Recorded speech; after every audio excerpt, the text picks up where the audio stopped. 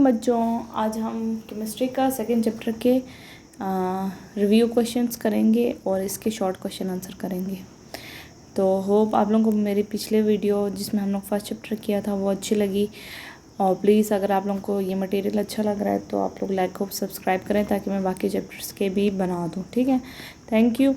अब हम इसके रिव्यू क्वेश्चंस की तरफ चलते हैं। सबसे पहला क्वेश्चन है anything that has mass and occupy space is called. ठीक है, तो इसमें हमारा आंसर क्या होगा कि जो चीज़ जिस चीज़ का मैस हो और जो स्पेस ऑक्यूपाई करते हो। ठीक है, तो वो सॉलिड भी है, लिक्विड भी है और गैस भी है। तो ये तीनों स्पेस ऑक्यूपाई भी करती है और इनकी मैस भी होती है। तो हमारा क्या होगा, तो ये तीनों किसकी टाइप है, मैटर की है ना, तो इसका आंसर हमारा क्या होगा, मैटर। ठीक है, तो मैटर। ठीक है, वही जो तो फॉलोइंग और states of matter. States of matter कौन सी है, ये हमारा तीनों स्टेट ऑफ मैटर है। ठीक है, सॉलिड लिक्विड गैस तीनों स्टेट ऑफ मैटर है। तो ये बहुत आसान था इसको सॉल्व करना, तो इसका आंसर होगा ऑल ऑफ दीज। ठीक है, नेक्स्ट हमारा क्वेश्चन है macroscopic properties are the properties which is visualized by. ठीक है, हमारे इसमें माइक्रोस्कोपिक नहीं बोला हुआ, मैक्रोस्कोपिक बोला है। ठीक है, हमने मैक्रोस्कोपिक बताना है। तो ये तीनों सारा क्या है, ये तीनों जो नीचे बताए हुए हैं और ये तीनों हमारे ये माइक्रोस्कोपिक है। तो इसका आंसर क्या होगा, नेक्टाई। हम लोग आम आँखों से भी मैक्रोस्कोपिक प्रॉपर्टीज़ को देख सकते हैं। ठीक है बेटा, आप लोगों को जो कन्फ्यूजन है वो मुझे कमेंट में नीचे लिख के बता दें कि जो कन्फ्यूजन है तो वो मैं आप लोगों के दूर कर दूँगी। ठीक है, तो ये बहुत आसान चैप्टर है और इसको कवर करना बहुत आसान है। लेकिन एक और बात कि इस बुक में बहुत सारे मिस्टेक्स है जो कि आप लोगों ने इनको वो करना है, ख़ुद से ठीक करना है। ठीक है, तो मैंने ख़ुद इनके आंसर बताए हैं ताकि आप लोगों को कोई मसला ना हो। ठीक है, इनके आंसर में matter had can be describe by both it's. ठीक है, क्या है, फिजिकल प्रॉपर्टीज़ और केमिकल प्रॉपर्टी, फिजिकल और केमिकल।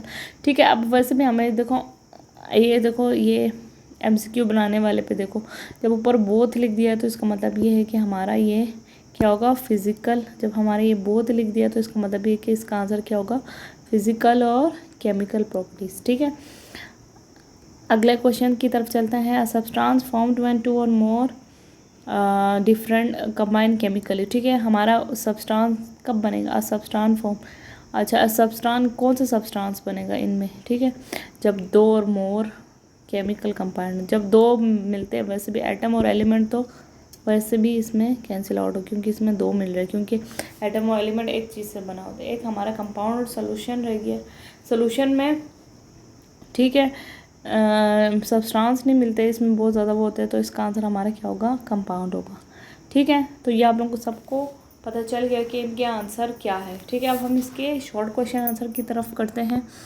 तो सबसे पहला हमारा क्वेश्चन है, can we write the formula of carbon dioxide that we exhale. ठीक है, जो हम बाहर एक्सेल करते हैं, ठीक है, तो वो उसका हमने केमिकल फार्मूला बताना है। तो ठीक है, ये जस्ट कन्फ्यूजन के लिए, तो आप लोग उनका इसका आंसर ऐसे ही जल्दी पता चल जाएगा। चलो इसके आंसर लिखते हैं।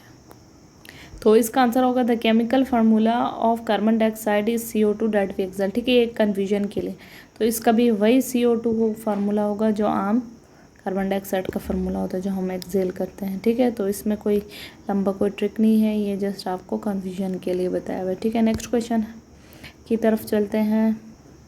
नेक्स्ट क्वेश्चन है, define the element, compound and mixture. तो हमने इन तीनों को डिफाइन करना है। ठीक है, एलिमेंट, कंपाउंड और मिक्सचर।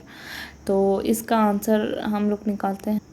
तो इसका आंसर ये होगा, सबसे पहले एलिमेंट का निकाल देंगे। एलिमेंट इज सिंपलेस्ट फॉर्म, ये सिंपलेस्ट फॉर्म है। ठीक है, और सिंपलेस्ट फॉर्म दैट कैन, और इसको ब्रोक डाउन नहीं कर सकते हैं, और जब भी केमिकल चेंज में जाएगा तब भी ये स्मॉलर और फर्दर स्मॉलर पीसेस में कन्वर्ट नहीं हो सकता। ठीक है, तो इसकी एग्जांपल क्या है, मैंने लिख दी है, कार्बन, आर्गोन और पोटेशियम। ठीक है, नेक्स्ट है कंपाउंड है, कंपाउंड को डिफाइन करना है और इसको वो करना है। ठीक है, when two or more element chemically combine meaning undergo a chemical reaction to form a new substance, this is compound. ठीक है, तो कंपाउंड क्या है, जब कोई भी टू या टू से ज़्यादा जो सब्सटेंस है वो आपस में मिलते हैं और केमिकल रिएक्शन के उसमें और एक नया सब्सटेंस बनता है, उसको क्या कहते हैं, जैसे कि हमारा H अलग है, O अलग है, वो आपस में एच की क्वांटिटी 2 होगा, रेशियो 1 के उसमें मिलेंगे तो ये हमारा क्या बन जाएगा, वाटर बन जाएगा। ठीक है, तो इसके एग्जांपल है वाटर, NaCl और NH3।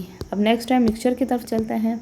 It is a substance form when 2 और मोर सब्सटेंस फिजिकली कंबाइन। ठीक है, मिक्सचर कब बनता है, जब 2 या मोर, उसमें क्या होता है 2 और मोर एटम मिलते हैं, इसमें 2 मोर सब्सटेंस मिलते हैं। ठीक है, और इसमें क्या होता है, सेम टाइप ऑफ पार्टिकल नहीं होता। ठीक है, जैसे टी हमारा मिक्सचर है, इसके अंदर मिल्क, वाटर, टी और ये सारा इसके क्या है, तो ये हमारा तीनों डिफाइन हो गए। अब हम नेक्स्ट क्वेश्चन की तरफ चलते हैं।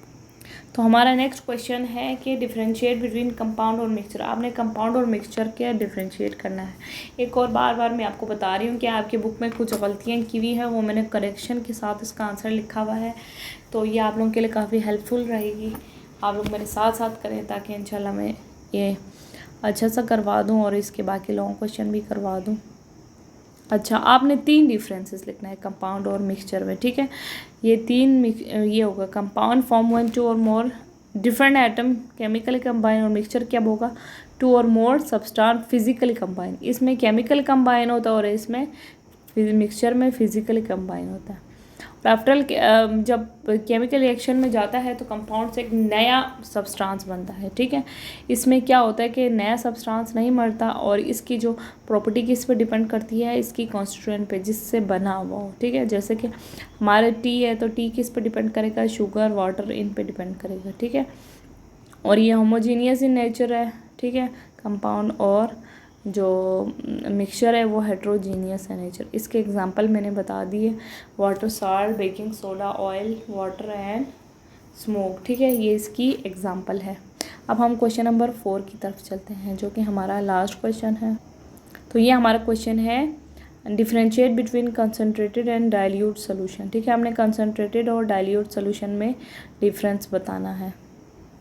आपने इस तरह लाइन ड्रॉ कर देना बीच में, और इनके 3 कम से कम डिफरेंसेस लिखने हैं। ठीक है, शॉर्ट में भी, तो तब आपको आंसर उसके क्वेश्चन के मार्क्स मिलेंगे, वरना काफ़ी मुश्किल है इसका अगर आप मार्क्स गेन करना चाहते हैं। ठीक है, कंसनट्रेटेड सोल्यूशन वो होगा, बहुत माइन्यूट डिफरेंस है। ठीक है, आप लोगों को याद कर रहे हैं, इसमें आपने लार्ज अमाउंट लिखना है और दूसरे में स्मॉल अमाउंट। ठीक है, लेकिन किस चीज़ की, डिज़ोल्व सॉल्यूट की। कंसनट्रेटेड में डिज़ोल्व सॉल्यूट ज़्यादा होगा और डाइल्यूट में डिज़ोल्व सॉल्यूट कम होगा सोल्यूशन के अंदर। ठीक है, अगर हम सॉल्वेंट के अंदर अगर आप लोग मोर सॉल्वेंट डालते जाएं, मतलब है कि आप लोग पानी डाल रहे हैं, ठीक है, पानी की मिकदार बढ़ा रहे हैं, तो वो क्या बन जाएगा, कंसनट्रेटेड अब डाइल्यूट सोल्यूशन में चेंज हो जाएगा। और अगर हम लोग सॉल्यूट ज़्यादा डाल रहे हैं तो हमारा डाइल्यूट किस में चेंज होगा, मैंने SOL सोल्यूशन के लिए, ठीक है, कंसनट्रेटेड में चेंज हो जाएगा। अभी इसके एग्जांपल देखते हैं। अगर brine is concentrated solution common, अगर अब ब्राइन सोल्यूशन का भाई जब हम पानी के अंदर नमक डालते हैं, ठीक है, तो वो कंसनट्रेटेड, नमक की मिकदार बहुत ज़्यादा है तो कंसनट्रेटेड।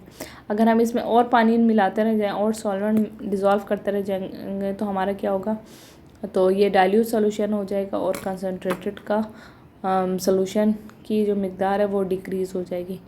ठीक है, थैंक यू वेरी मच। आज के लिए इतना ही। शॉर्ट क्वेश्चन और MCQs मैंने सॉल्व करवा दिया। लॉन्ग क्वेश्चन के लिए मज़ीद मेरे पेज को लाइक और सब्सक्राइब करें। Thank you very much. अल्लाह हाफिज़।